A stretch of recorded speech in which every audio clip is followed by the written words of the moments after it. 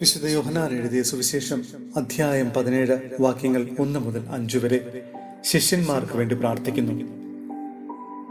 ഇത്രയും പറഞ്ഞതിന് ശേഷം യേശു സ്വർഗത്തിലേക്ക് കണ്ണുകൾ ഉയർത്തി പ്രാർത്ഥിച്ചു. പിതാവേ, സമയമായിരിക്കുന്നു.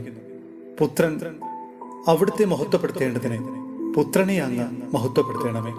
എന്തെന്നാൽ അവിടുന്ന് അവന് നൽകിയിട്ടുള്ളവർക്കെല്ലാം അവൻ നിത്യജീവൻ നൽകേണ്ടതിന് എല്ലാവരുടെയും മേൽ അവനെ അവിടുന്ന് അധികാരം നൽകിയിരിക്കുന്നുവല്ലോ. ഏകസത്യദൈവമായ അവിടുത്തെയും അങ്ങ് അയച്ച യേശു ക്രിസ്തുവിനെയും അറിയുക എന്നതാണ് നിത്യജീവൻ. അവിടുന്ന് എന്നെ ഏൽപ്പിച്ച ജോലി പൂർത്തിയാക്കിക്കൊണ്ട് ഭൂമിയിൽ അവിടുത്തെ ഞാൻ മഹത്വപ്പെടുത്തി. ആകയാൽ പിതാവേ, ലോകസൃഷ്ടിക്ക് മുമ്പ് എനിക്ക് അവിടത്തോടു കൂടിയുണ്ടായിരുന്ന മഹത്വത്താൽ ഇപ്പോൾ അവിടുത്തെ സന്നിധിയിൽ എന്നെ മഹത്വപ്പെടുത്തണമേ. വിശുദ്ധ യോഹന്നാൻ എഴുതിയ 1-ാം ലേഖനം അധ്യായം 4 വാക്യങ്ങൾ 12 മുതൽ 21 വരെ സത്യാത്മാവിനെ വിവേചിച്ചറിയുക. ദൈവത്തെ ഒരുവനും ഒരിക്കലും കണ്ടിട്ടില്ല. എന്നാൽ നാം പരസ്പരം സ്നേഹിച്ചാൽ ദൈവം നമ്മിൽ വസിക്കും. അവിടുത്തെ സ്നേഹം നമ്മിൽ പൂർണ്ണമാവുകയും ചെയ്യും. ദൈവം തന്റെ ആത്മാവിനെ നമുക്ക് തന്നിരിക്കുന്നതിനാൽ നാം ദൈവത്തിലും ദൈവം നമ്മിലും വസിക്കുന്നു എന്ന് നാം അറിയുന്നു. പിതാവ് തന്റെ പുത്രനെ ലോകരക്ഷകനായി അയച്ചു എന്ന് ഞങ്ങൾ അറിഞ്ഞിരിക്കുന്നു. ഞങ്ങൾ അത് സാക്ഷ്യപ്പെടുത്തുകയും ചെയ്യുന്നു.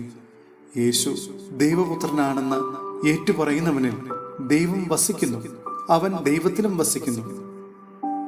ദൈവത്തിന് നമ്മോടുള്ള സ്നേഹം നാം അറിയുകയും അതിൽ വിശ്വസിക്കുകയും ചെയ്തിരിക്കുന്നു. ദൈവം സ്നേഹമാണ്. സ്നേഹത്തിൽ വസിക്കുന്നവൻ ദൈവത്തിലും ദൈവം അവനിലും വസിക്കുന്നു. വിധി ദിനത്തിൽ നമുക്ക് ആത്മധൈര്യം ഉണ്ടാകുന്നതിന് സ്നേഹം നമ്മിൽ പൂർണ്ണത പ്രാപിച്ചിരിക്കുന്നു. എന്തെന്നാൽ ഈ ലോകത്തിൽ തന്നെ നാം അവനെ പോലെ ആയിരിക്കുന്നു. സ്നേഹത്തിൽ ഭയത്തിനിടമില്ല. പൂർണ്ണമായ സ്നേഹം ഭയത്തെ ബഹിഷ്കരിക്കുന്നു. കാരണം ഭയം ശിക്ഷയെക്കുറിച്ചാണ്. ഭയപ്പെടുന്നവൻ സ്നേഹത്തിൽ പൂർണ്ണനായിട്ടില്ല. ആദ്യം അവിടുന്ന് നമ്മെ സ്നേഹിച്ചു, അതിനാൽ നാമും അവിടുത്തെ സ്നേഹിക്കുന്നു.